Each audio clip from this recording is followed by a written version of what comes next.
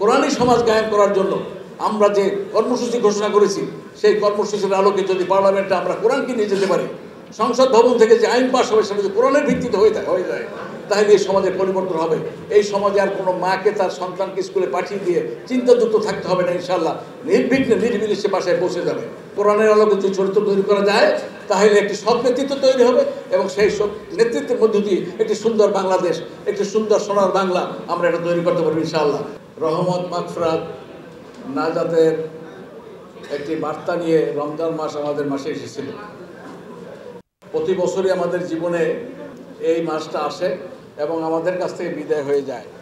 এক রমজানের পরে আমরা পরবর্তী রমজান পাবো কিনা এরকম কোনো নিশ্চয়তা, কনফার্মেশন আমাদের কাছে নাই।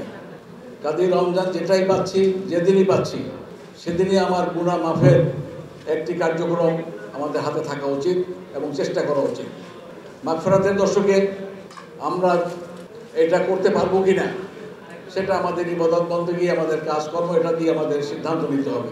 লাইলাতুল কদরের দশক, লাইলাতুল কদর রমজান মাসের মধ্যে সবচেয়ে একটি সম্মানীয় দশক এবং লাইলাতুল কদর সম্পর্কে আল্লাহ রাব্বুল আলামিন বলছেন যে খায়রুম মিন আলফি শাহর, হাজার মাসের চেয়ে উত্তম। সেই দশকটা আমাদের সামনে আর 2-3 দিন পরেই চলে আসবে। আমাদের চেষ্টা করা উচিত এই জাহান্নামের আগুন থেকে বাঁচার যে দশক, সেই দশকে লাইলাতুল কদরকে খুঁজে পাওয়া এবং সেই রাত দিয়ে আমাদের জীবনের সমস্ত গুণাগুলি মাফ করে নেওয়া। সম্মানিত সুধীমণ্ডলী, লাইলাতুল কদরের এত মর্যাদা রমজান মাসের ভিতর সবচেয়ে বেশি। লাইলাতুল কদরের মর্যাদা কেন? লাইলাতুল কদর হইল রমজান মাস, এই লাইলাতুল কদরের কারণেই রমজান মাসের এত মর্যাদা। তাহলে রমজান মাসের মর্যাদা, লাইলাতুল কদরের মর্যাদা, এই সব কিছুর পিছনে আরও একটি বড় জিনিস আছে, সেটা হইল আল কোরআন এই মাসে নাজিল হয়েছে এবং লাইলাতুল কদরে নাজিল হয়েছে। তাহলে বোঝা গেল যে এই কোরআনের কারণেই লাইলাতুল কদরের মর্যাদা, আবার লাইলাতুল কদরের কারণেই রমজানের মর্যাদা। রমজান মাস আমাদের একটি সওয়াব হাসিলের মৌসুমের মাস। এটা সওয়াবের বসন্তকাল। আমাদের শরৎ ঋতুতে যেভাবে বসন্তকাল আসে, ঠিক সওয়াব হাসিলের জন্য রমজান মাসটা আমাদের জন্য বসন্তকাল। এই বসন্তকালে আমাদেরকে চেষ্টা করতে হবে প্রত্যেকটা কাজের মধ্য দিয়ে আমাদের সেহরি, ইফতার, তারাবি, নফল ইবাদতসমূহ, কোরআন অধ্যয়ন, কোরআন তেলাওয়াত, এই সব কিছুর ভিতর দিয়ে আমরা আমাদের এই মাসগুলোকে অতিবাহিত করব এবং আমার জিন্দেগির সমস্ত গুণাগুলি মাফ করিয়ে নেব। এই কোরআনের এত মর্যাদা কেন? কোরআন হইল হুদাল লিন্নাস, শাহরুর রমাদান আল্লাযী উনজিলা ফীহিল কোরআন হুদাল লিন্নাস। মানুষের হেদায়েতের জন্য এই কোরআন নাজিল করা হয়েছে এই রমজান মাসে। মানুষের হেদায়েতের জন্য কোরআন নাজিল হয়েছে, মানুষের গাইডলাইন হিসেবে কোরআন এসেছে। এই কোরআন থেকে হেদায়েত পাবে তারা যারা মুত্তাকি হবে। তাহলে মুত্তাকি হওয়ার জন্য মৌসুমটা রমজান মাস। এই রমজান মাসের এই মৌসুমে আমরা মুত্তাকি হওয়ার একটা সুযোগ খুঁজে পাই। আল্লাহ রাব্বুল আলামিন কোরআনের শুরুতে বলে দিয়েছে বিসমিল্লাহির রহমানির রহিম, আলিফ লাম মিম, যালিকাল কিতাবু লা রাইবা ফীহি হুদাল লিল মুত্তাকিন আল্লাযীনা ইউমিনুনা বিল গায়বি ওয়া ইউকিমুনাস সালাতা ওয়া মিম্মা রাযাকনাহুম ইউনফিকুন। এই রমজান মাস, এই মাসে কোরআন নাজিল করা হয়েছে, যার ভিতরে কোনো সন্দেহ নাই। এই কোরআন সেই কোরআন যেটা আল্লাহর পক্ষ থেকে নাজিল করা হয়েছে, যাতে কোনো সন্দেহ নাই, যাতে মুত্তাকিরা এখান থেকে হেদায়েত দিতে পারে। মুত্তাকিদের হেদায়েতের জন্য কোরআন, আবার মানুষের হেদায়েতের জন্য কোরআন। হুদাল লিন্নাস আর হুদাল লিল মুত্তাকিন, অর্থাৎ নাসের জন্য হেদায়েত, কিন্তু নাসেরা পাবে না সবাই, যারা মুত্তাকি হবে তারাই হেদায়েত পাবে। এই রমজান মাসে আমাদের সেই মুত্তাকি হওয়ার জন্য একটা মৌসুম শুরু হয়ে যায়। আল্লাহকে ভয় করার জন্য, আল্লাহর আদেশ নিষেধ যেগুলো, আল্লাহ যেগুলো করতে বলেছেন সেগুলো করা, যেগুলো করতে নিষেধ করেছেন সেগুলো থেকে বিরত থাকা, এটাই মুত্তাকির লক্ষণ। এটা যদি করা যায় তাহলে মুত্তাকি হয়ে গেলাম। অর্থাৎ কোনো খারাপ কাজ করার সময় যদি আমরা আল্লাহকে ভয় করি, ভয় করে ওই কাজটা থেকে বিরত থাকি এবং ওই কাজটা সমাজে প্রচলিত হতে না দেই, তাহলে আমি মুত্তাকি হলাম। আর তা যদি না হয়, 5 ওয়াক্ত নামাজে আমরা সুবহানা রাব্বিয়াল আলা বললাম, আল্লাহর ইবাদত বন্দিও করলাম, আবার বাইরে এসে আবার ইবলিসের ওয়াসওয়াসায় পড়ে আল্লাহ তাআলা যে কাজগুলো করতে নিষেধ করেছেন সেই কাজগুলো আবার আমরা সম্পৃক্ত হয়ে গেলাম, তাহলে আমরা তো মুত্তাকি হতে পারলাম না, আল্লাহকে তো ভয় করতে পারলাম না। এই জন্য কোরআনের আলোকে আমরা একটা সমাজ কায়েম করতে চাই। আল্লাহ রসুল, প্রিয় নবী রাসূল আকরাম সাল্লাল্লাহু আলাইহি ওয়াসাল্লাম, তিনি যেভাবে মদিনায় একটি শান্তির সমাজ কায়েম করেছিলেন, সেই শান্তির সমাজের মতোই আমরা একটি সমাজ কায়েম করতে চাই, যেটা কোরআনের আলোকে চলবে। এই জন্য কোরআন শুধু আমরা তেলাওয়াত করব, কোরআন শুধু অধ্যয়ন করব, কোরআনের যে নির্দেশগুলো আছে সেগুলো মানব, কিন্তু রাষ্ট্রীয়ভাবে সেগুলো পালন হবে না, রাষ্ট্রীয়ভাবে সেগুলো প্রতিষ্ঠিত হবে না, তাহলে এই কোরআন তেলাওয়াত করে, কোরআন অধ্যয়ন করে অথবা মুত্তাকি হওয়ার জন্য যে প্রচেষ্টা আমরা চালাচ্ছি সেটা কোনো বাস্তবায়ন হবে না। এই জন্য কোরআনের আলোকে আমাদের সমাজটাকে পরিবর্তন করতে হবে, সমাজের চারিত্রিক অবস্থা আমাদের পরিবর্তন করতে হবে। আজকে আমাদের দেশে কোরআন তেলাওয়াতের লোকের অভাব নাই। মসজিদে জুমার নামাজে দেখা যায় মুসল্লিতে ভরে যায়, বাইরে রাস্তায় দাঁড়ায়, ছাদে দাঁড়ায়, এখানে দাঁড়ায়, সেখানে দাঁড়ায়, আবার 8 বছরের শিশুও ধর্ষিত হয়।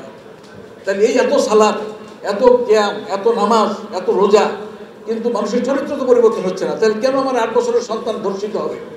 আমার মা কেন আমার সন্তানকে পাঠিয়ে দিয়ে, আমার ওয়াইফ কেন আমার সন্তানকে পাঠিয়ে দিয়ে নির্বিঘ্নে ঘরে থাকতে পারবে না? টেনশনে থাকবে আমার মেয়েটা ঠিকমতো ফিরে আসবে কিনা। এইরকম একটি সমাজ আমাদের দেশে তৈরি হয়ে গেছে। কারণ কি? এই কোরআন থেকে আমরা বিচ্যুত হওয়ার কারণে, কোরআন থেকে আমরা শিক্ষা না নেওয়ার কারণে, কোরআনের আমল না করার কারণে, কোরআনের আলোকে আমাদের জীবনকে না করার কারণে আমাদের এই অবস্থা, দুরবস্থা তৈরি হয়ে গিয়েছে। এই বিচার, এই কাজ ঘটতেছে। এর ভিতর দেখছেন আমার বরগুনায় একটি হিন্দু পরিবারের একটা মেয়েকে নিয়ে ধর্ষণ করা হলো, আবার এটা বিশ্বাস হওয়ার কারণে তার বাবাকে হত্যা করা হলো। তাহলে সমাজটা কোথায় চলে গিয়েছে? আমাদের দেশে সব কিছু ঠিক আছে, এই রমজান মাসে সবই ঠিক আছে, কিন্তু সমাজের কোনো পরিবর্তন হচ্ছে না। বাংলাদেশ জামাত ইসলামী কিছু মানুষ তৈরি করার চেষ্টা করছে রসুলের সুন্নতের আদলে, কোরআন এবং হাদিসের আদলে, যে চারিত্রিক বৈশিষ্ট্য দিয়ে এই সমাজ বিনির্মাণ করা যাবে, সেই ধরনের কিছু সৎ লোক বাংলাদেশ জামাত ইসলামের এই ফ্যাক্টরি থেকে প্রোডাকশন হচ্ছে। আশা করি ইনশাআল্লাহ যে নেতৃত্ব আমাদের জন্য তৈরি হয়ে যাচ্ছে, যে নেতৃত্ব আগামী দিনে, যে নেতৃত্ব আমরা এত বছর ধরে তৈরি করছি, আজকে 55 বছর 60 বছর ধরে যে নেতৃত্ব আমরা তৈরি করছি, যে মানুষগুলো তৈরি করছি, একবার পরীক্ষা করে দেখবেন এই মানুষগুলোর হাতে নেতৃত্ব যদি দেওয়া হয়, তাহলে আপনার ওয়ার্ডের জন্য, আপনার থানার জন্য বরাদ্দকৃত 50 পণ গম ঠিকমতো বিক্রি হচ্ছে কিনা, আপনার রাস্তার জন্য বরাদ্দকৃত টাকা 10 লাখ, 50 লাখ, 20 লাখ, সেই টাকাটা ঠিকমতো রাস্তায় খরচ হচ্ছে কিনা, নাকি সে রড সরিয়ে দিয়ে, বাঁশ দিয়ে সেখানে ঢালাই দিয়ে দেওয়া হচ্ছে। এটা হচ্ছে যারা আল্লাহকে ভয় করে না, কোরআনকে যারা বিশ্বাস করে না, আখিরাতকে যারা ভয় করে না, তাদের জন্য হইল ওই ব্যবস্থা।